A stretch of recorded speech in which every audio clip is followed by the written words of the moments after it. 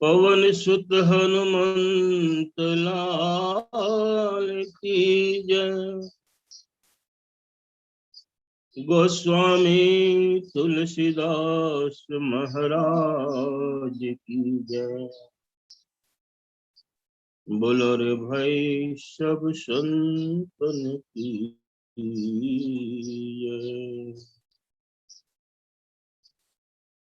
श्री गुरु चरण सरोज रज निज मन मुकुर सुधारि।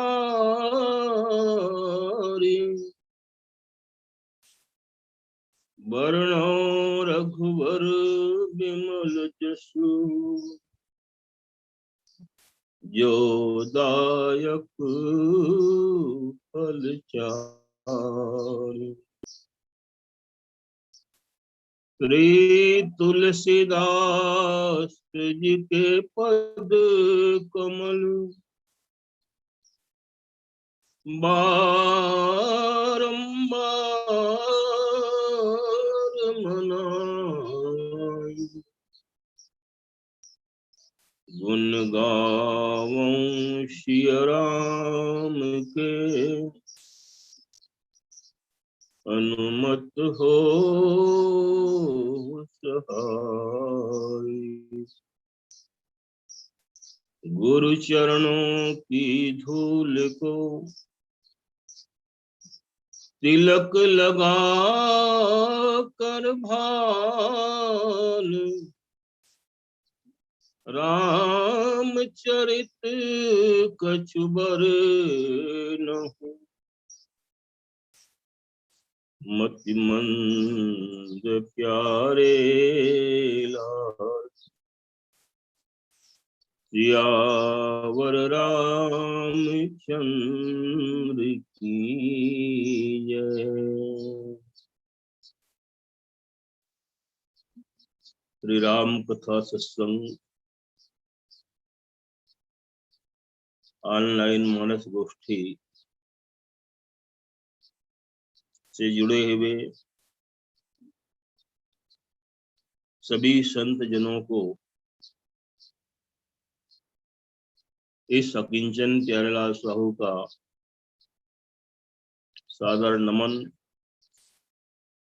प्रणाम।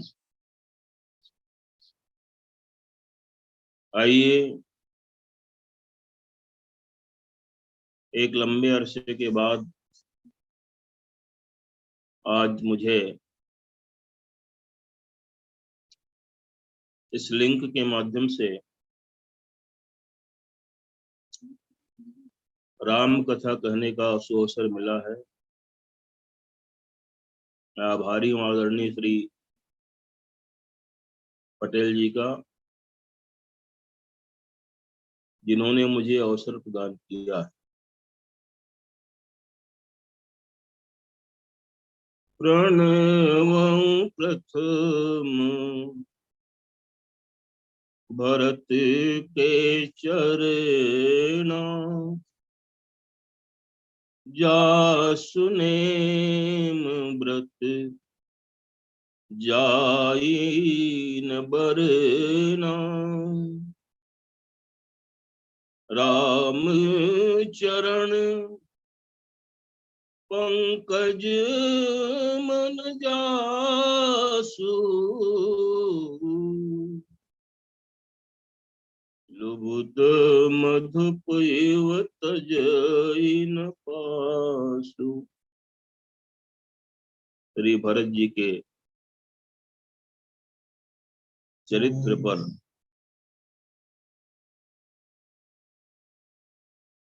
कुछ बोलने की हिम्मत, कुछ बोलने की औकात मेरी है नहीं। सचमुच भरत जी का पावन चरित्र, जिसके विषय में स्वयं गोस्वामी तुलसीदास जी कहते हैं कि जासु नेम व्रत जाई न बरना। जिसके नियम और व्रत, जिसके नेम और प्रेम का वर्णन नहीं किया जा सकता। मैं मतिमंद भला कैसे कर सकता हूँ। दूसरी बात यह है, वैसे रामचरितमानस चरित्र काव्य है, सभी चरित्र एक से एक बढ़कर हैं, पर श्री भरत जी का चरित्र सबसे अनोखा चरित्र है। और हमारे साथ विडंबना ये है, मैं स्वयं की बात अपने लिए कहता हूँ, जैसा कि गोस्वामी जी ने लिखा कि पर उपदेश कुशल बहु तेरे, जे आचरहि ते नर न घनेरे। उपदेश देना बहुत सरल काम है, लेकिन उस उपदेश को आचरण में लाना ये बहुत ही कठिन काम है। और इसी बात पर कुछ पंक्तियां मैं आपके बीच रखना चाहूंगा, इससे आप अन्यथा नहीं लेंगे। कि वर्षों से पढ़ रहा हूँ, सुन रहा हूँ, सुना रहा हूँ रामायण। वर्षों से पढ़ रहा हूँ, सुन रहा हूँ, सुना रहा हूँ रामायण, पर जरा भी सीख ना सका जो सिखाती रामायण। रामायण को तो बहुत मानता हूँ, पर रामायण की नहीं मानता। रामायण को तो बहुत मानता हूँ, पर रामायण की नहीं मानता। औरों को सुनाता हूँ, पर खुद को सुनाना नहीं जानता। मानस के सभी प्रसंगों पर, ये जितने कथावाचक हैं सबके लिए है, मानस के सभी प्रसंगों पर बहुत अच्छी पकड़ है, और अपने महाज्ञानी होने का बहुत ज्यादा अकड़ है। राम भरत मिलाप की कथा, राम भरत मिलाप की कथा बड़े भाव से गाता हूँ। मानस मंचों पर श्रोताओं को खूब मैं रिझाता हूँ। राम और भरत, राम और भरत ने ठुकराया अयोध्या का राज्य एक दूजे के लिए। ध्यान चाहूंगा, राम और भरत दोनों ने ठुकराया अयोध्या का राज्य एक दूजे के लिए, और अपने भाई के साथ चल रहा है मुकदमा मेरा जमीन के एक टुकड़े के लिए। ये आज की हकीकत। मंथरा प्रसंग पर, मंथरा प्रसंग पर तो मुझे महारत हासिल है, लेकिन पड़ोसी की नई कार देखकर जलता मेरा दिल है। सबरी प्रसंग गाते गाते, सबरी प्रसंग गाते गाते भाव विभोर हो जाता हूँ। राम शबरी प्रेम की कथा क्या ही बढ़िया गाता हूँ। हरिश्चंद्र की सत्यवादिता, हरिश्चंद्र की सत्यवादिता मन को बड़ा भाती है, पर आदतन, पर आदतन जुबान पर झूठ चली आती है। कथा से मेरे जीवन का, कथा से मेरे जीवन का दूर दूर तक ना नाता है। मुझे तो केवल मंचों में वाहवाही पाना आता है, मुझे तो केवल मंचों में वाहवाही पाना आता है। हनुमान जी का बड़ा भक्त हूँ, हनुमान जी का बड़ा भक्त हूँ। रोज हनुमान चालीसा पढ़ता हूँ, पर बाड़ी में कोई बंदर आए लाठी लेकर तिल पड़ता हूँ। रोज सुबह मंदिर, रोज सुबह मंदिर, शाम को मधुशाला जाता हूँ। अरे पाप पुण्य का हिसाब रोज बराबर कर आता हूँ।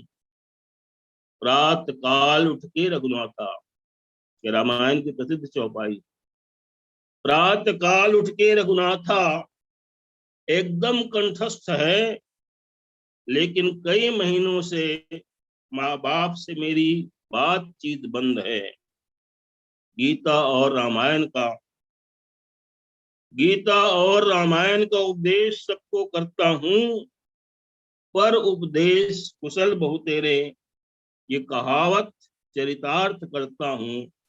पर उपदेश कुशल बहुतेरे, ये कहावत चरितार्थ करता हूँ। लगभग हम सबकी यही दशा है। आइए, गोस्वामी जी ने प्रत्येक कांड के अंत में, प्रत्येक सोपान के अंत में उस सोपान की, उस कांड की फलश्रुति लिखी है। प्रत्येक कांड में आप पाएंगे। तो अयोध्या कांड के अंत में गोस्वामी जी ने इस कांड की जो फलश्रुति लिखी है, गोस्वामी जी लिखते हैं क्या? भरत चरित करने, भरत चरित करिने,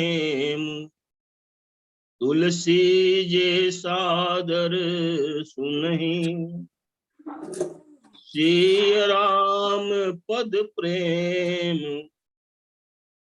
अवश्य होई भव रस विरति।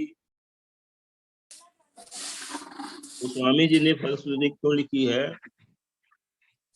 क्योंकि गोस्वामी जी जानते हैं कि आज का मानव जो है, कोई भी कार्य तब तक नहीं करने को तैयार होगा, चाहे वो कथा भागवत सुनने की बात हो, चाहे वो कोई सत्कर्म करने की बात हो, लेकिन उस सत्कर्म करने के लिए किसी को कहा जाए, या किसी को कहा जाए कि अमुक कथा तुम सुनो, तो पूछेगा भैया उस कथा को सुनने से मुझको क्या लाभ होगा, मुझको क्या मिलेगा?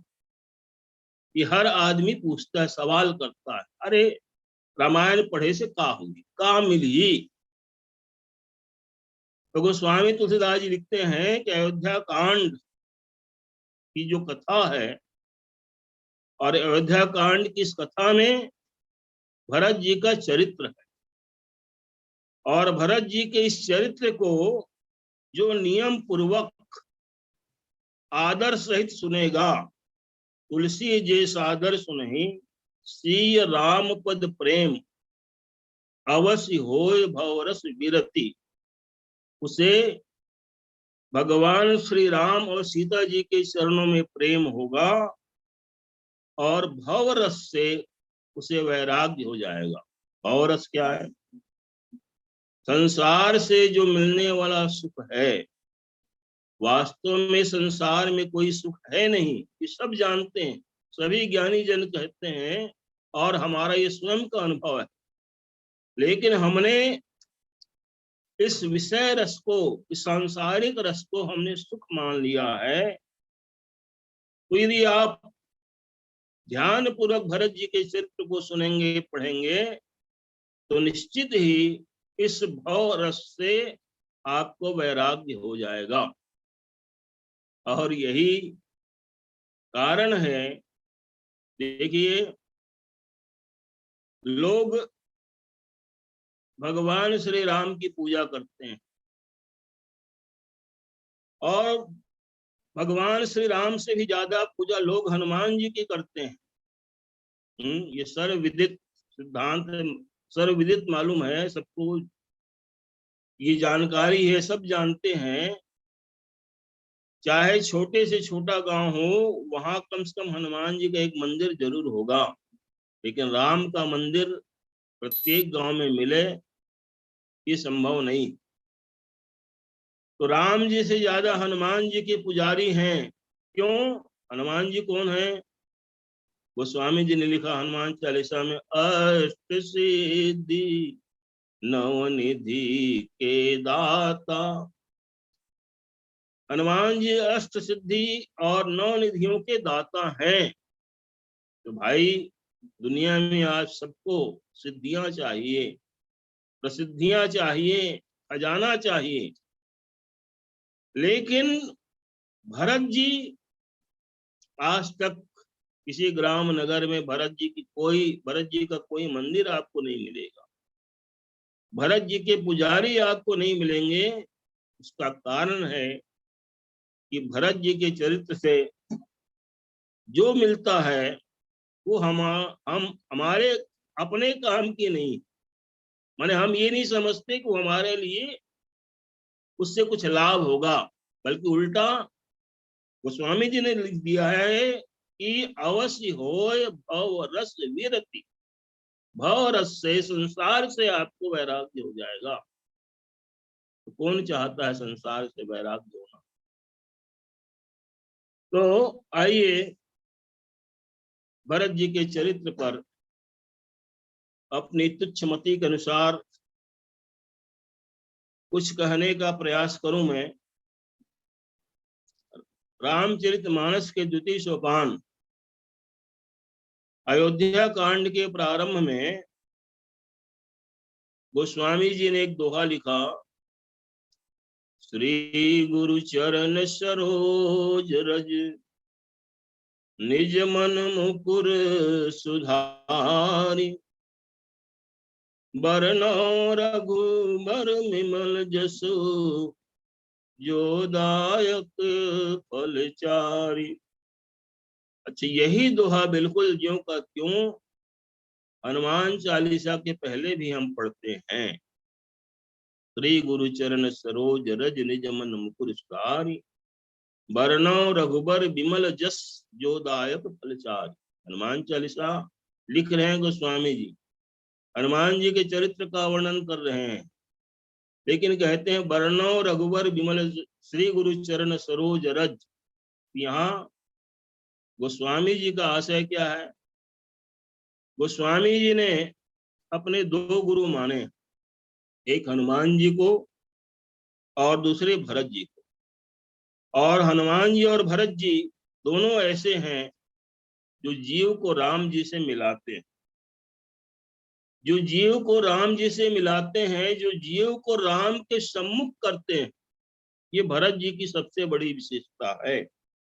और अयोध्या कांड के प्रारंभ में, अयोध्या कांड के अंत में गोस्वामी जी ने छंद के माध्यम से लिखा, सिया राम प्रेम पीयूष पूरन, सिया राम प्रेम पीयूष पूरन, होत जनमन भरत को, मुनि मन अगम जम नियम समदम, विषम व्रत आचरत को,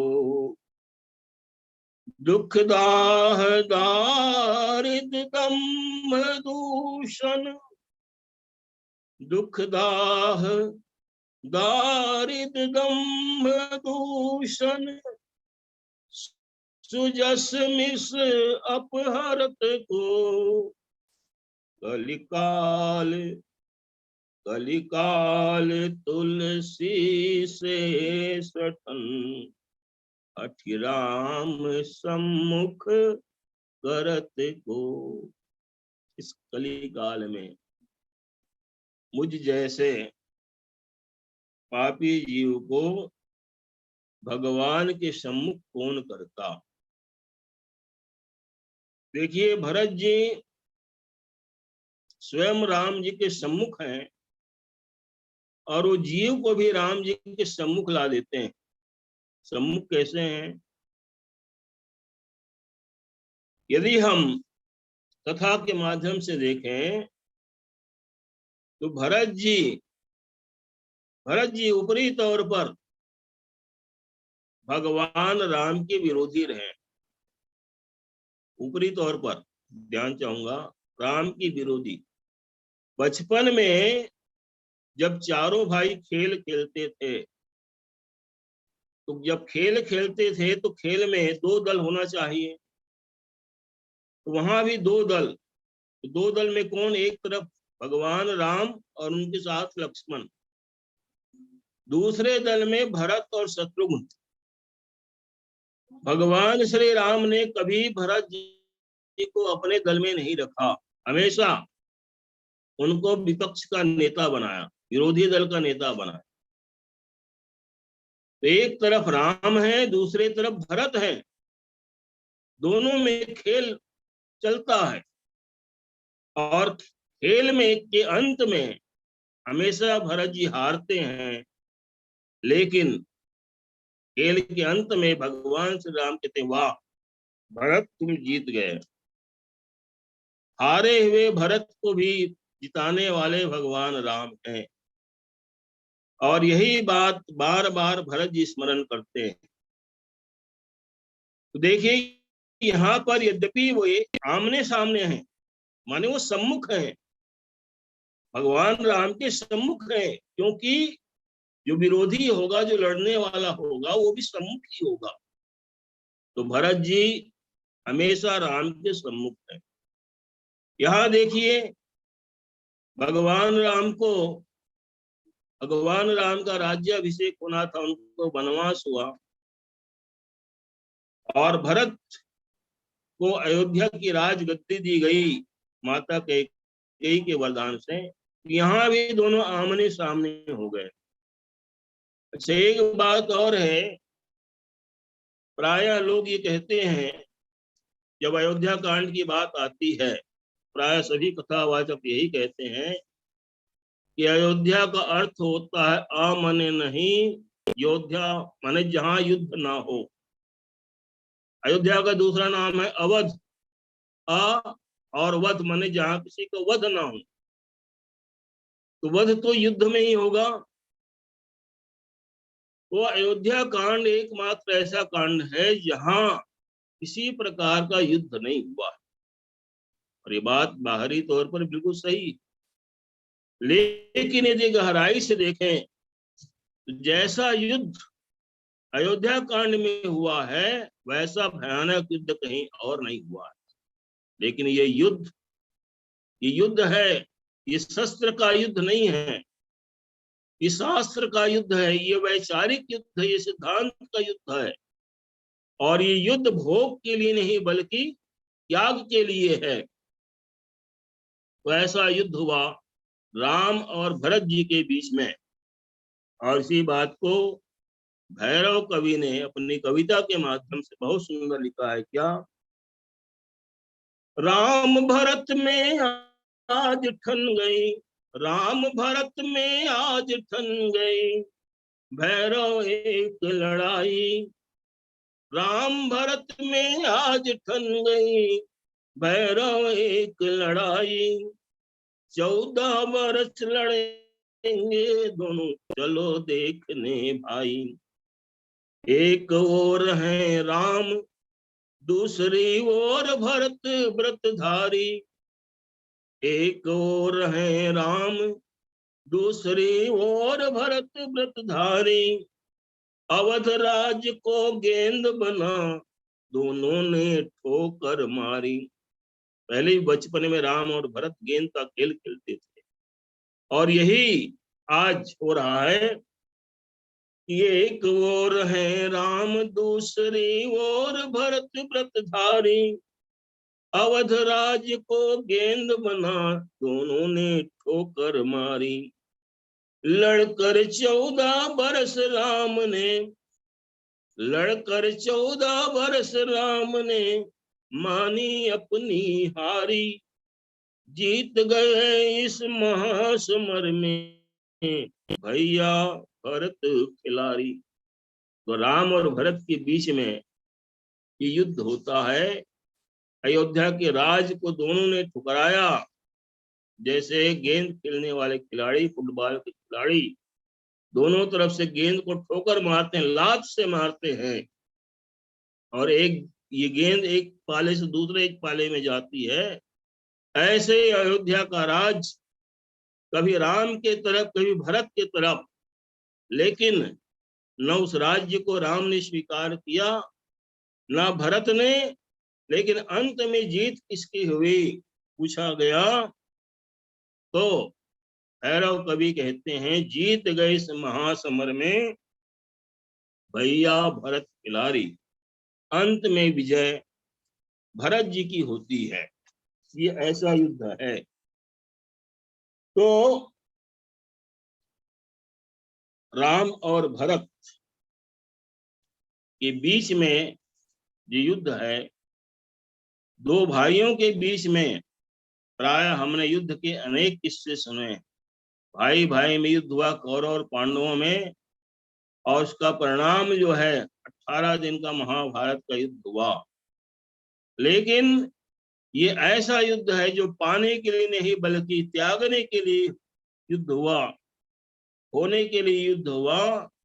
और इस युद्ध में निश्चित ही जीत भरत की हुई। क्यों? क्यों? क्योंकि ये लड़ाई जो है त्याग की लड़ाई है। अच्छा, हम यद्यपि को बड़ छोट कहत अपराधु, बड़े कौन है छोटे कौन है, और विशेषकर यदि हम राम और भरत के बीच में तुलना करें, भक्त और भगवान के बीच में कहें कि राम बड़े हैं कि भरत बड़े हैं, राम का त्याग बड़ा है कि भरत का त्याग बड़ा है, तो गोस्वामी जी कहते हैं एक तरफ यदि हम राम के त्याग को देखें तो भगवान राम क्या कर रहे हैं? भगवान राम और सीता जी जो हैं वन में निवास करते हैं, लेकिन दूसरी तरफ भरत जी क्या करते हैं? भरत भवन बस तप तन कसही, तपस्या दोनों कर रहे हैं। लेकिन भगवान राम यद्यपि वन में है, जंगल में है, लेकिन राम के साथ में लक्ष्मण जी हैं, सीता जी। राम जी अकेले नहीं है। भरत लखन सिय वन बसही, और राम लखन सिय वन बसही, लेकिन भरत भवन बस तप तन कसही। भरत जी जो हैं अयोध्या में रह के तपस्या के द्वारा अपने शरीर को कसते हैं। आइए थोड़ा सा हम कथा प्रसंग की ओर चलें। यद्यपि पूरा अयोध्या कांड जो है भरत जी के चरित्र से भरा पड़ा है, लेकिन यहाँ हम केवल अंतिम जो उपसंहार है अयोध्या कांड, केवल हम उसकी चर्चा करेंगे। भरत जी जो हैं चित्रकूट से भगवान श्री राम की चरण पादुका लेकर अयोध्या वापस आए। क्यों? भगवान श्री राम ने भरत जी को राजधर्म का उपदेश दिया। कहा कि भरत 14 साल तक तुम अयोध्या का राज्य करो, इसी में तुम्हारी और हमारी भलाई है। तो भरत जी ने पूछा, भगवान मैं अयोध्या का राज्य कैसे करूंगा? एक राजा को कैसा होना चाहिए? तो भगवान श्री राम ने भरत जी को उपदेश दिया कि मुखिया मुखसो चाहिए, खान पान को एक, पालई पोसई सकल अंग तुलसी सहित विवेक। मुखिया को मुख की तरह होना चाहिए।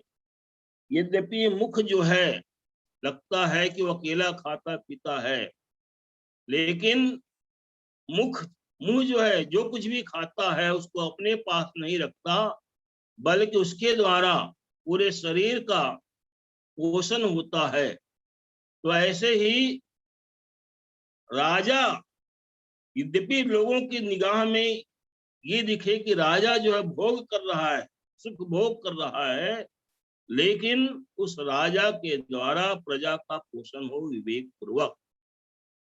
तो भरत जी ने कहा कि प्रभु बात तो आपने बहुत अच्छी कही, लेकिन भरत जी अंत में कहते हैं कि भैया बंधु प्रबोध किन्ह बहु भांति, बंधु प्रबोध किन्ह बहु भांति, बिनु आधार मन तो सन शांति। भैया मेरे स्वामी प्रभु जी आप मुझे समझा रहे हैं अच्छी बात, लेकिन बिना आधार के मेरे मन को न संतोष है न शांति है। मुझे कोई आधार चाहिए, मुझे कोई आधार चाहिए अयोध्या के राज्य संचालन के लिए। तो भगवान श्री राम ने क्या किया? प्रभु करी कृपा पांवरी दीनी, प्रभु करी कृपा पांवरी दीनी, सादर भरत शीश धरि लीनी। भगवान श्री राम ने क्या दिया भरत जी को? अपनी चरण पादुका। और चरण पादुका को भरत जी ने कहाँ लगाया? अपने सिर में धारण किया, मस्तक के ऊपर रखा। भगवान श्री राम ने कहा कि भरत, तुमने तो मुझसे आधार मांगा था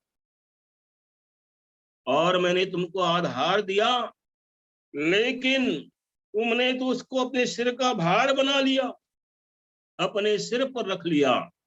चरण पादुका जो है पैर में रखने की चीज है, ये सिर में रखने की चीज नहीं है।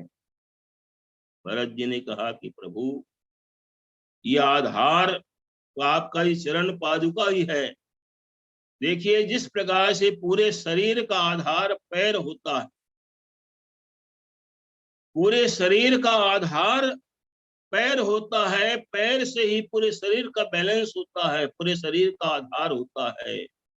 लेकिन ये राम के चरण पादुका है, ये राम के चरण पादुका जो है, इसी के आधार पर मैं इसको सिर में धारण करूंगा, लेकिन इसी के आधार पर मैं अयोध्या के राज्य का संचालन करूंगा। जब भरत जी को भगवान श्री राम ने चरण पादुका दी, सामान्य अर्थ में कहें कि भगवान श्री राम ने अपनी पनही, अपनी जूती भरत जी को दी। कोई और होता कहता, रे मैंने आपसे आधार मांगा था, आप क्या दे रहे हैं? अपने पैरों की जूती दे रहे हैं। लेकिन भरत जी को भगवान के उन चरण पादुकाओं में किसका दर्शन होता है? गोस्वामी जी लिखते हैं, चरण पीठ करुणा निधान के, चरण पीठ करुणा निधान के, जनु जुग जामिक प्रजा प्राण के। भरत जी को लगा कि भगवान के दो चरण पादुका जो है, ये दो पहरेदार हैं इसके प्रजा प्राण के, प्रजा के, जनता के, अयोध्या के लोगों के प्राणों की रक्षा के लिए मानो ये दो पहरेदार हैं। और यही बात सुंदर कांड में भी आती है कि नाम पाहरू दिवस निषेध ध्यान तुम्हार कपाट, लोचन निज पद जंत्र जाहि प्राण के ही बाट। वहां भगवान राम के नाम के दो अक्षर को पहरेदार बताया गया। यहाँ भरत भगवान राम के दो चरण पादुका जो हैं, ये प्रजा के प्राण के रक्षक के लिए पहरेदार हैं। और क्या दिखाई देता है भरत जी को?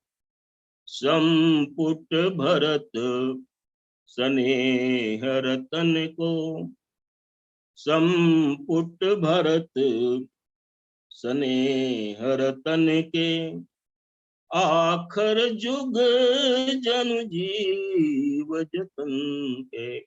भरत जी के प्रेम जैसे कोई कीमती रत्न होता है, कोई बहुमूल्य जो है आभूषण है, उसको हम एक डिब्बी में रखते हैं जिसको संपुट कहा जाता है। उस डिब्बी के दो भाग होते हैं। ये भगवान राम के दो चरण पादुका जो हैं, ये भरत जी के प्रेम की रक्षा के लिए ये मानो दो डिब्बी है, डिब्बी के दो भाग हैं। और कुल कपाट कर कुशल करम के, कुल कपाट कर कुशल करम के, विमल नयन सेवा सुधरम के।